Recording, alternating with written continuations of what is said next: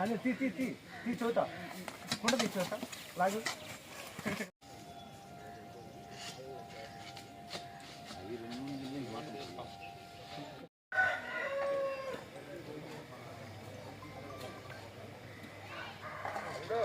అది వాష్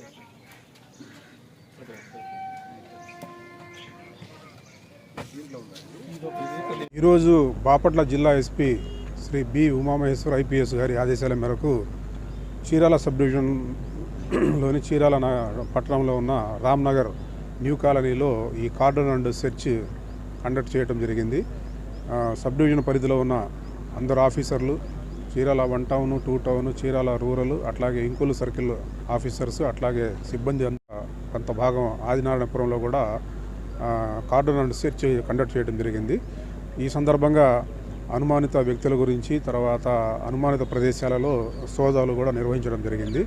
ఈ సోదాలు జరిగేటప్పుడు ఈ ఏరియా నుంచి బయటికి ఎవరు కూడా వెళ్లకుండా, బయట నుంచి లోపలికి ఎవరు కూడా రాకుండా ఈ ప్రదేశాన్ని నియంత్రించి మా అధీనంలోకి తీసుకొని మొత్తం కూడా అన్ని ప్లేసులు కూడా చెక్ చేయడం జరిగింది. హౌసెస్, తర్వాత పాడుబడిన ప్రదేశాలు, కూలిపోయిన ఇళ్ళు, చెట్లు, చేమలు అట్లా అవన్నీ కూడా ఆ ఏరియాలో కూడా చెక్ చేయడం జరిగింది. ఈ సందర్భంగా మొత్తం ఒక 14 రికార్డులు లేని మోటార్ బైక్స్ని సీజ్ చేయడం జరిగింది. అట్లాగే 2 ఆటోలని సీజ్ చేయడం జరిగింది. అట్లాగే రహస్యంగా ఈ నేల మాళిగల్లో ఏర్పాటు చేసిన ఒక ఐడి ఎరాక్కి ఉపయోగించే జాగరి వాష్ని కూడా కనిపెట్టడం జరిగింది. వాటిని కూడా మేము స్వాధీనం చేసుకున్నాము.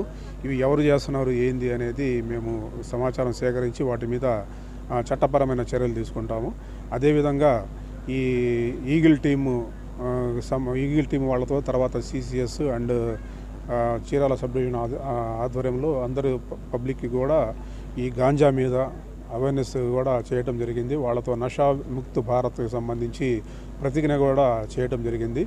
ఈ గాంజా బారిన పడకుండా పిల్లల్ని కానీ, తర్వాత విద్యార్థులను కానీ, తర్వాత ఈ ఫ్రెండ్స్ని ఎవరిని కూడా ఈ మత్తుకి లోను కాకుండా ఏ రకమైన జాగ్రత్తలు తీసుకోవాలో వాళ్ళకి చెప్పడం జరిగింది.